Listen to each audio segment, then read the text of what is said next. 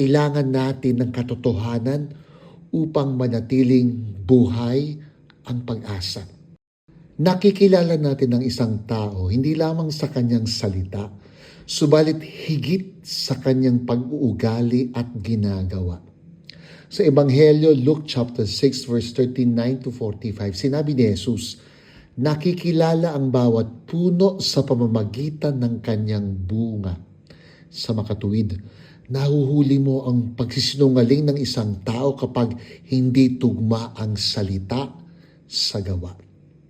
Sa autobiography book ni Pope Francis na may pamagat na Spera o Pag-asa, inamin niya na siya ang nagbigay ng pahintulot upang ituloy ang isang kaso laban sa 10 katao kasama ang isang kardinal ukol sa isang anomalya ng pananalapi sa isang property sa London.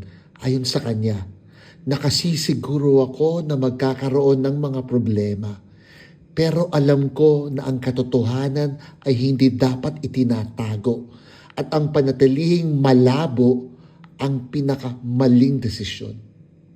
Ipinamalas mismo ni Pope Francis na ang katotohanan ay hindi lamang dinadakdak.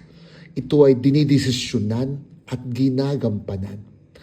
Kaisa sa diwa ng taon ng Jubileo 2025, kailangan natin ng katotohanan upang manatiling buhay ang pag-asa.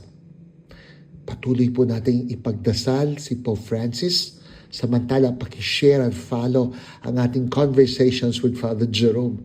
Pakitandaan, lakasan mo ang iyong loob, pinagdarasal kita.